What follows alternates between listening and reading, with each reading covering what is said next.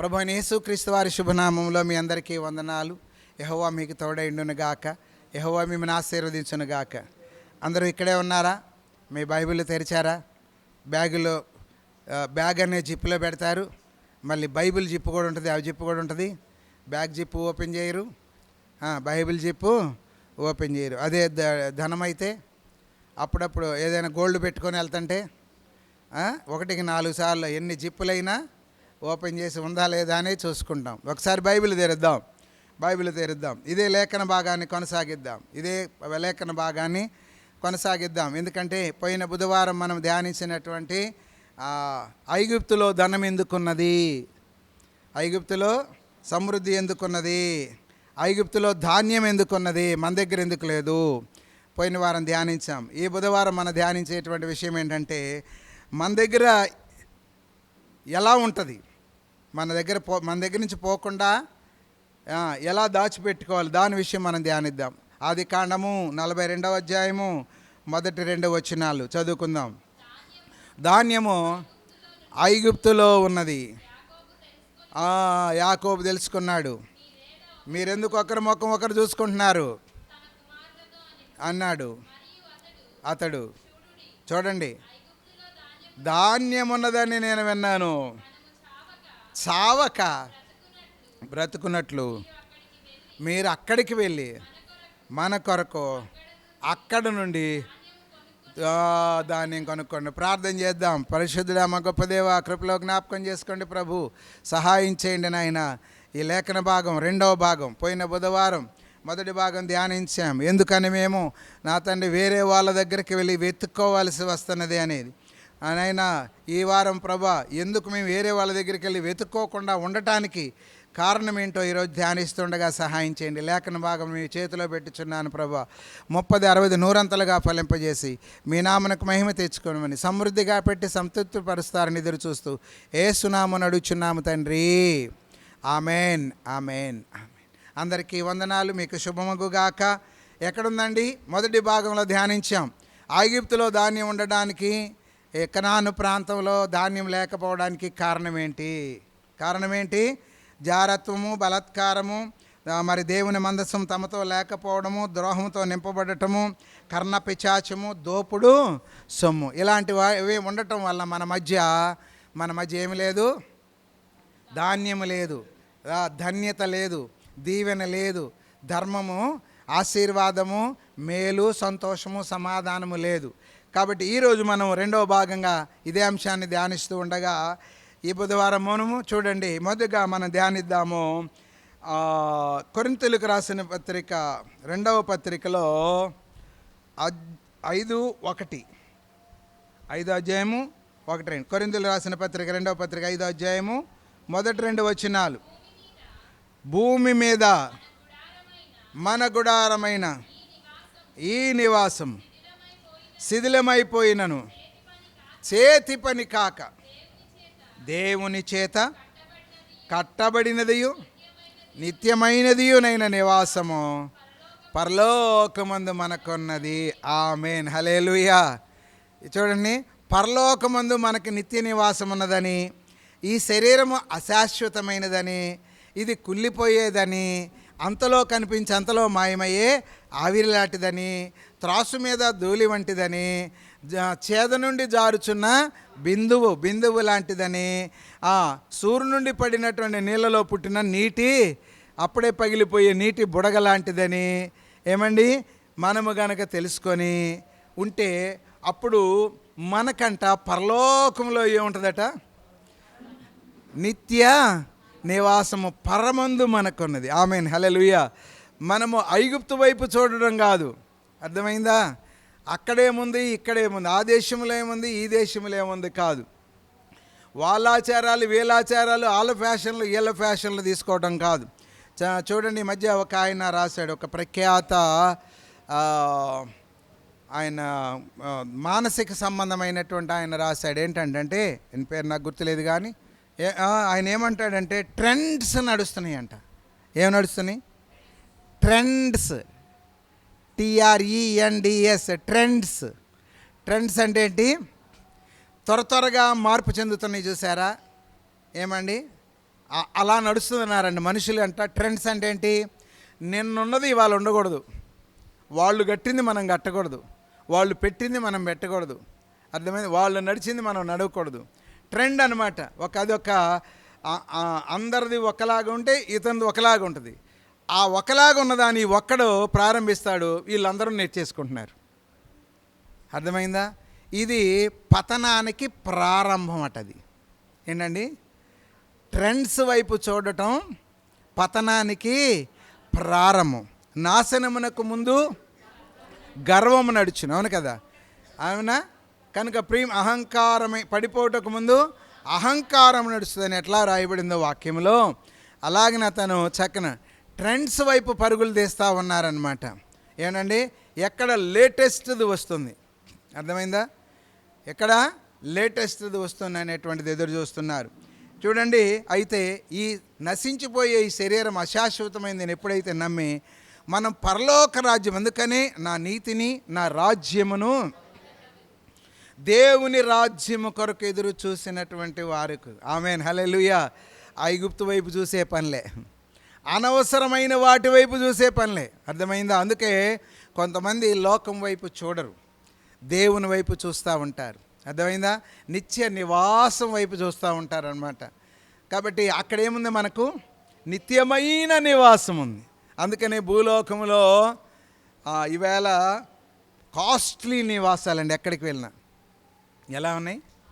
Costly నివాసాలు అనమాట. ఇవాళ నివాసానికి ఏంటండి? అశాశ్వతమైనటువంటి ఉదయం మధ్యాహ్నం తింటే సాయంత్రానికి అరిగిపోయే తిండి కొరకు, తర్వాత 30 లేక 40 సంవత్సరాలకే మరలా పడేసి కొత్త ఇల్లు కట్టాలి అన్నట్టుగా అనిపించేటువంటి నివాసాల కొరకు, ఈ రెండిటి కొరకు ఎంత ఖర్చు పెడుతున్నారంటే, తిండి కొరకు, నివాసం కొరకు, మూడవది ధరించుకునే బట్ట కొరకు, అర్థమైందా? ఆ 3 అవసరాలు అయ్యే ఏంటండి? భోజనము, నివాసము, వస్త్రము, సిగ్గు కప్పుకుంటూ ఒక వస్త్రము. ఇవి చాలా సింపుల్గా ఉండాలి. ఇవి ఎలా ఉండాలి? సింపుల్గా ఉండాలి. ఆ గృహానికి వెళ్తే ఇది దేవుని గృహము అన్నట్టుగా ఉండాలి. కానీ అది దేవుని గృహం అని బోర్డులు అయితే ఉంటున్నాయి, కానీ అక్కడ దేవుని గృహం అన్న వాతావరణం ఎలా ఏమీ కనిపించట్లా. కాబట్టి పరలోకమందు నిత్య నివాసం ఉంది. ఆమేన్ హల్లెలూయా. దేవుడు మీకు తోడైండును గాక. తర్వాత చూడండి, యోహాను గారి సువార్త 4వ అధ్యాయము 20వ వాక్యం చదువుకుందాం.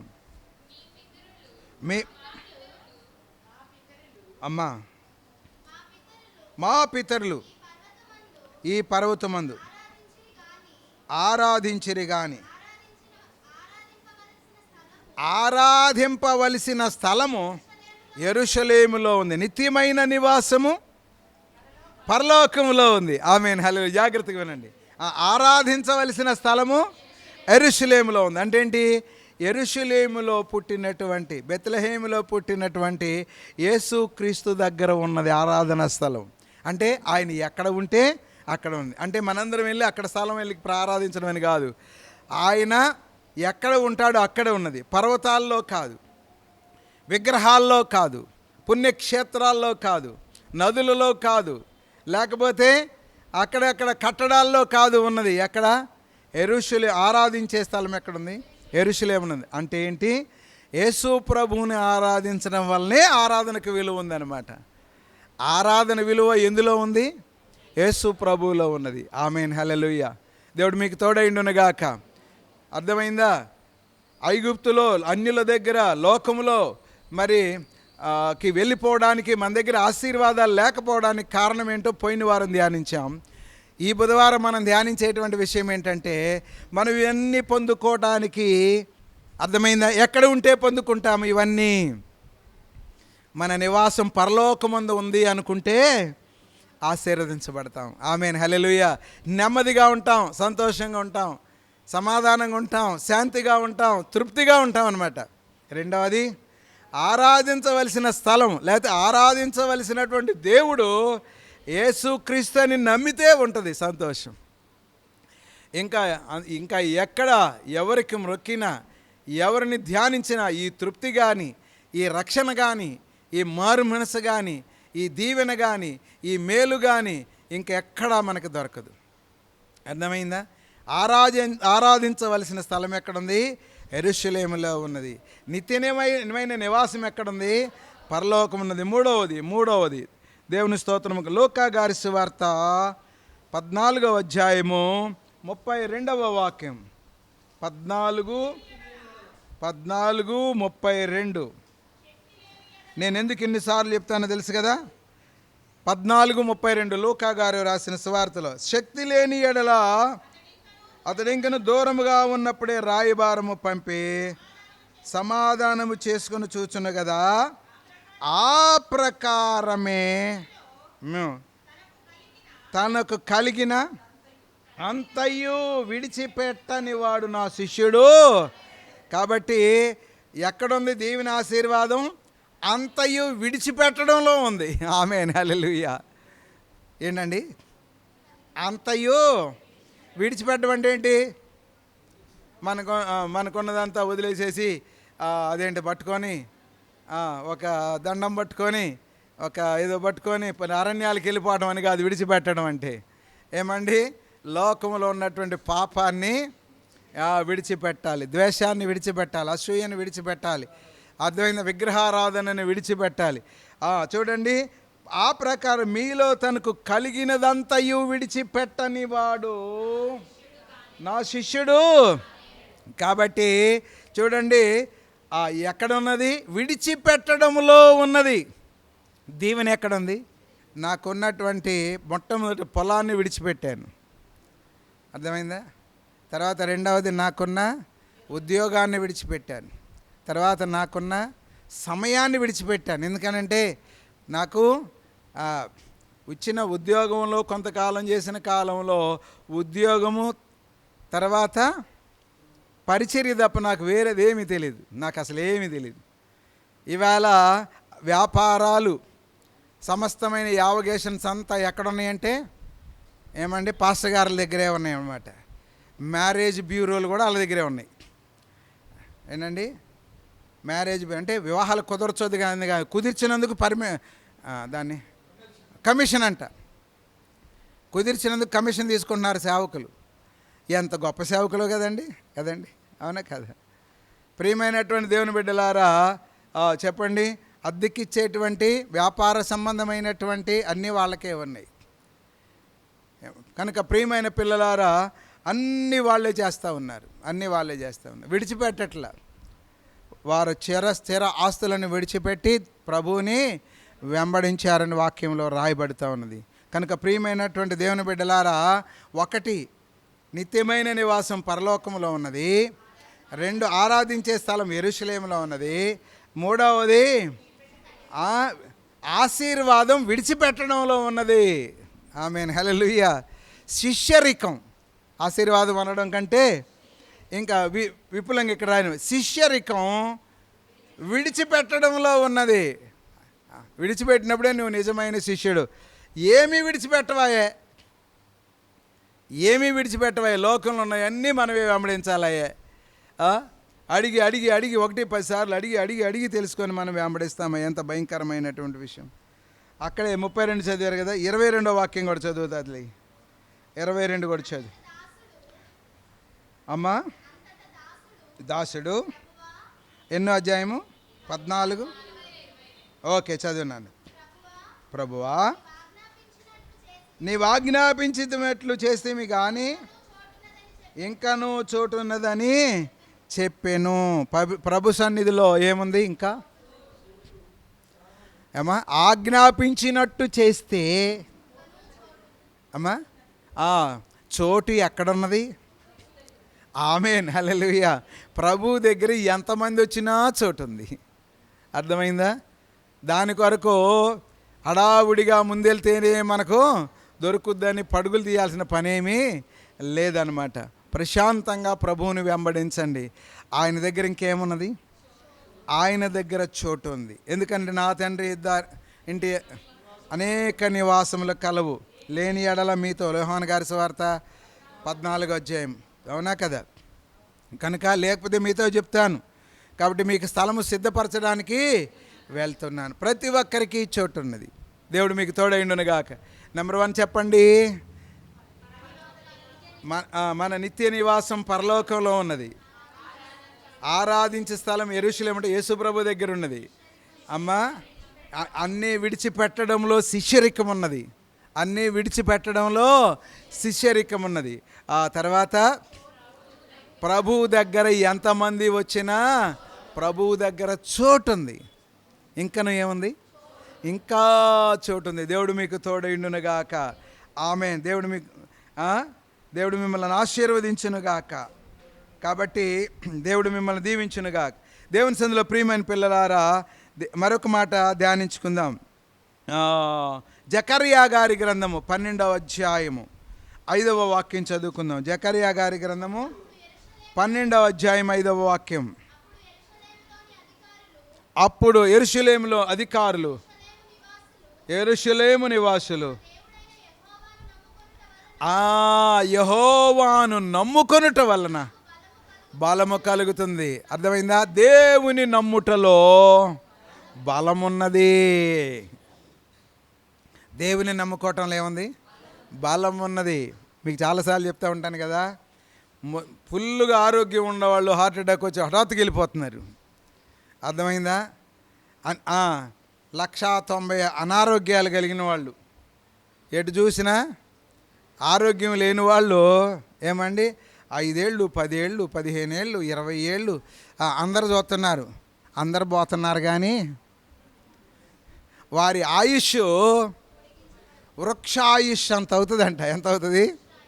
వారి ఆయుష్ వృక్షాయుష్ అంత అవుతుంది అనమాట. ఆమేన్, హల్లెలూయా. ఎందుకు ఈ ఆయుష్కాలం మనకు కావాలి? భక్తుడు అంటాడు, 119వ కీర్తనలు అంటాడు అనమాట. ఎందుకంటే నీ సన్నిధిని అనుభవించడానికి నన్ను బ్రతికించు. అర్థమైందా? నీ సన్నిధిలో ఉండడానికి, నీ మార్గములను తప్పకుండా నీ మార్గంలో నడవడానికి నన్ను బ్రతికించు అంటాడు. కనుక ప్రియమైనటువంటి దేవుని బిడ్డలారా, గుర్తుపెట్టుకోనండి. చెప్పండి, మాట చదవండి.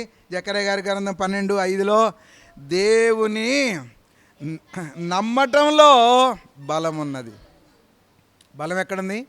నమ్మటంలో ఉంది. కాబట్టి ఐగుప్తులో ఉంది, కెనడాలో ఉంది, లేకపోతే అమెరికాలో ఉంది, లేకపోతే మహారాష్ట్రలో ఉంది, లేకపోతే ఢిల్లీలో ఉంది, అక్కడ ఉంది, ఇక్కడ ఉంది కాదు, అసలు నీ దగ్గరే ఉందంత. ఆమేన్, హల్లెలూయా. ఎందుకంటే యెహోవాను లేక ప్రభువును నీవు నివాస స్థలముగా చేసుకుంటే అన్నీ నీ దగ్గరే ఉన్నాయి. అన్నీ నీ దగ్గరే ఉన్నాయి. యాకోబు గారికి ఆ కర్మ పట్టింది. ఏ కర్మ? ఎక్కడికెక్కడికో ధాన్యం కొరకు ఎదుక్కునే కర్మ పట్టింది. అక్కడది ఉంది, ఇక్కడది ఉందని వెతకాల్సి వచ్చింది. నీవు నేను ఎక్కడికి వెతకాల్సిన పని లేదు. ఆమేన్, హల్లెలూయా. ప్రతి దానికి దేవుని సన్నిధి ఉన్నది. ప్రతి ప్రశ్నకు సమాధానం ఇవ్వడం కొరకు బైబిల్ ఉన్నది. ఆమేన్, హల్లెలూయా.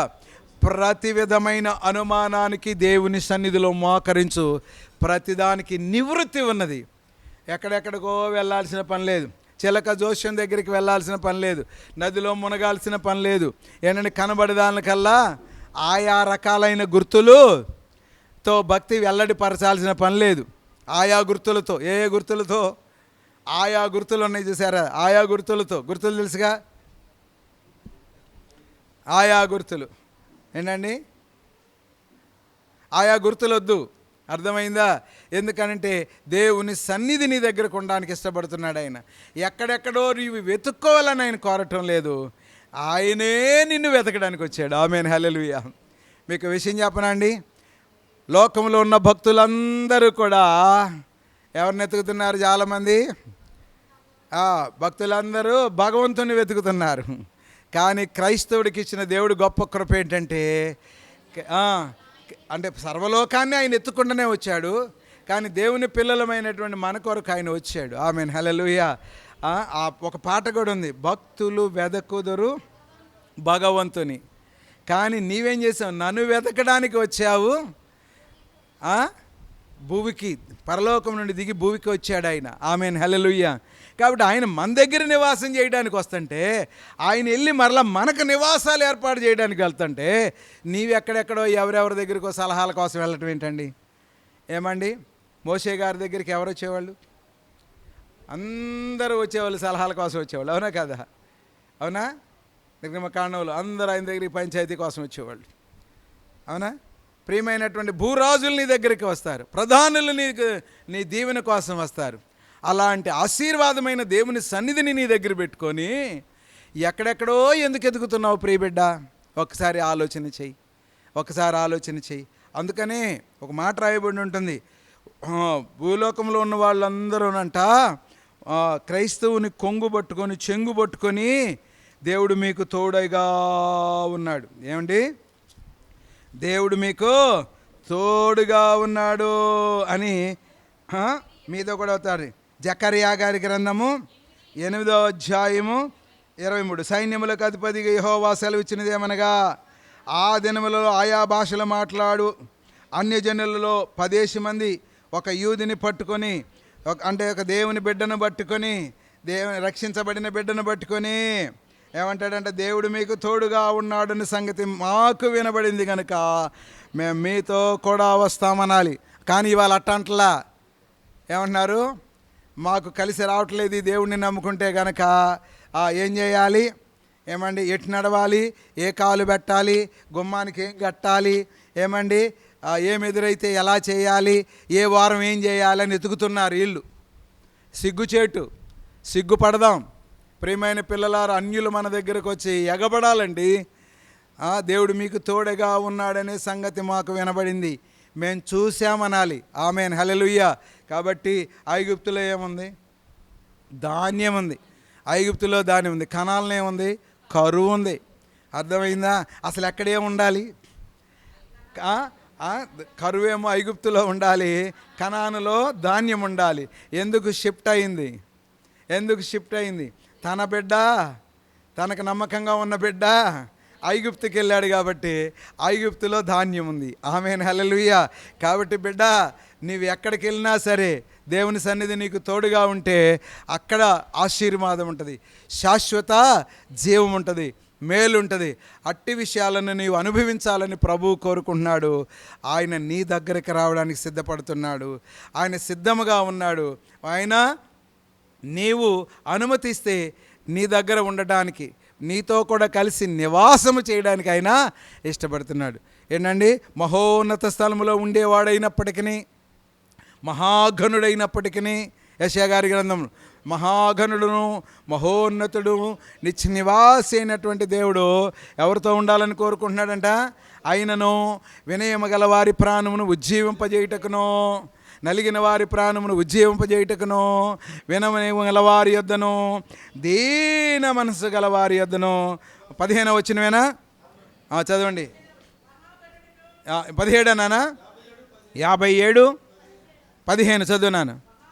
మహాగణుడు, మహోన్నతుడు, పరిశుద్ధుడు, నిత్య నివాసి అయిన వాడు ఇలాగ సెలవిస్తున్నాడు.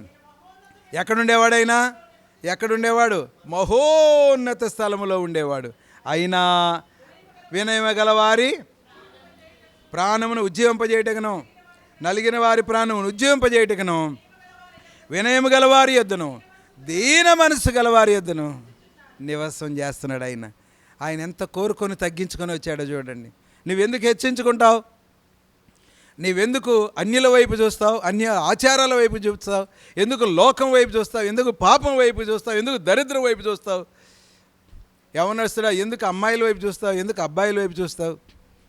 యవనస్తులారా, ఎందుకు చూస్తావు? ప్రభు వైపు చూడు.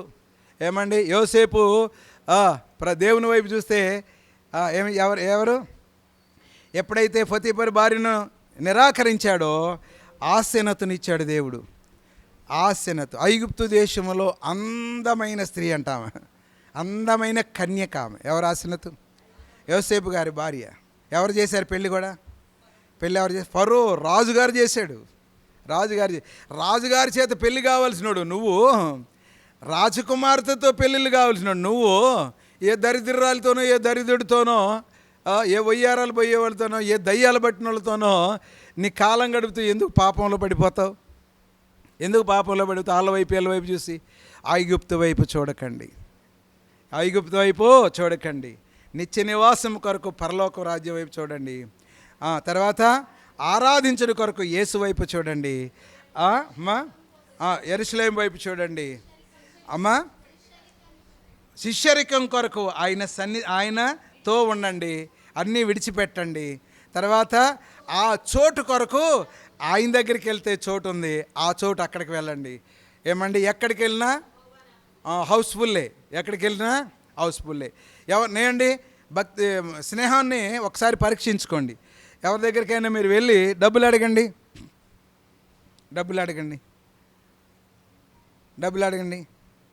ఇస్తారా? ఎవరు? ఎందుకని? అర్థమైందా? ఎవరు ఎందుకని? అదే ప్రభువుని అడగండి, ఆకాశపు వాకిళ్లను విప్పిస్తానన్నాడు. అవునా కదా? కాబట్టి గుర్తుపెట్టుకోండి ప్రియమైన వాళ్ళారా, వాళ్ళ వైపు వీళ్ళ వైపు చూడకండి. అక్కడేదో ఉంది ఇక్కడేదో ఉంది భ్రమపడకండి. భ్రమపడకండి. మరలా చెప్తున్నాను, అక్కడేదో ఉంది ఇక్కడేదో ఉందని భ్రమపడకండి. ప్రభు వాక్యంలో ఉండండి, ప్రభుతో ఉండండి. యోసేపు గారు పొందుకున్నటువంటి దీవెనను, యోసేపు గారు ఉన్న చోటకి ఏం చేశాడు దేవుడు? దీవెనను షిఫ్ట్ చేశాడు, ఆశీర్వాదాన్ని షిఫ్ట్ చేశాడు, ట్రాన్స్ఫర్ చేసేసాడు, మార్చాడు అక్కడికి, అంతే. కాబట్టి నీవు ఎక్కడి నుంచి వచ్చినా, నీవు ఎక్కడికి వెళ్ళినా నీతో పాటు ఆశీర్వాదం తీసుకొని వెళ్ళాలి. అనగా దేవునితో కూడా నీవు నడిచినప్పుడు అలా తీసుకొని వస్తావు, అలా తీసుకొని వెళ్తావు. అలాగ అనేకులకు ఆశీర్వాదకరంగా ఉంటావు. అట్టి కృప యందు ఎక్కడెక్కడో ఏదో ఉందని వెతకకుండా ప్రభువులో ఉన్నదానిని వెతికి సమృద్ధిని సంతృప్తిని కలిగి ఉందువుగాక. ప్రార్థన చేసుకుందాం. పరిశుద్ధుడా మా తండ్రి, వందనాలనైనా కృపలో జ్ఞాపకం చేసుకుని ఇంతవరకు సహాయం చేసినందుకు స్తోత్రాలు. ఈ యూట్యూబ్ పరిచర్య ద్వారా నీవు నాయనా మనుషులతో మాట్లాడుతున్నందుకు, మొదటగా నాతో మాట్లాడి నన్ను సరిచేసినందుకు వందనాలు చెల్లిస్తూ ఉన్నాను. కృపలో జ్ఞాపకం చేసుకొని నీలో అన్నీ ఉంచుకొని మేము ఎక్కడెక్కడో దేనికోసమో ఎదుగుతున్నాం, క్షమించి కృప చూపించి మీ నామమునకు మహిమ ఘనత ప్రభావం తెచ్చుకొని కోరుకుంటూ నీ తోడును మాకు అనుగ్రహించావు. నిన్ను విడిచి పారిపోయేవారిగా కాకుండా నిన్ను కలిగి జీవించే వారిగా ఉండటకు సహాయం చేయమని యేసయ్య అతి పరిశుద్ధ నామమును బట్టి వేడుకొనుచున్నాము తండ్రి. ఆమెన్. ప్రేమ దీర్ఘకాలము సహించును, దయ చూపించును. ప్రేమ మత్సరపడదు, ప్రేమ డంబముగా ప్రవర్తింపదు, అది ఉప్పొంగదు, అమర్యాదగా నడవదు, స్వప్రయోజనమును విచారించుకొనదు, త్వరగా కోపపడదు, అపకారమును మనసులో ఉంచుకొనదు, దుర్నీతి విషయమై సంతోషపడక సత్యమునందు సంతోషించును, అన్నిటికీ తాలుకొనును, అన్నిటినీ నమ్మును, అన్నిటినీ నిరీక్షించును, అన్నిటినీ ఓర్చును. ప్రేమ శాశ్వత కాలముండును. ఆమెన్. మీకు శుభమగుగాక. యెహోవా మీకు తోడైయుండునుగాక.